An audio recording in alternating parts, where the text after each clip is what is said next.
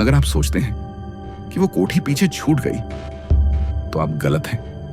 अब कोठी तुम्हारे भीतर है और परछाई लौट आई है। तो ये कहानी शुरू होती है अब।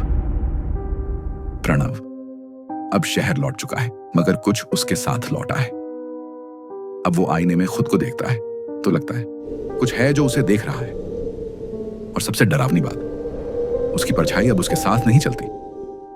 एक रात जब उसने आईने में झांका, वहां कुछ था, एक धुंधली सी परछाई। चेहरा वही था, लेकिन आंखों से खून बह रहा था।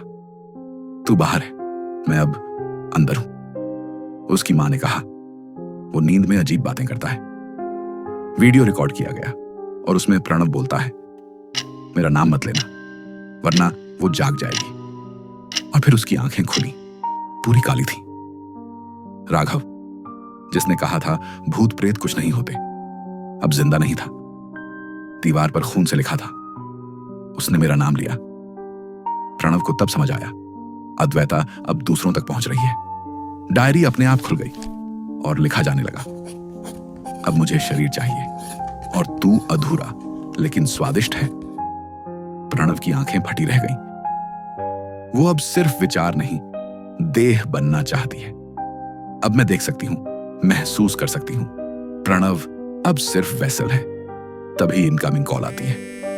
इस बार दरवाजा मैं खोलूंगी और फोन की स्क्रीन पर दिखा कोठी की खिड़की जिसमें कोई मुस्कुरा रहा था।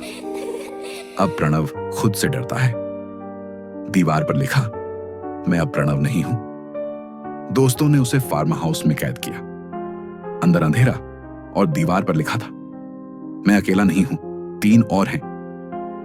जब दरवाजा खोला गया, अंदर कोई नहीं था, सिर्फ डायरी और एक परछाई। मैं अब हर उस दिल में हूं जहां डर ने घर बना लिया है।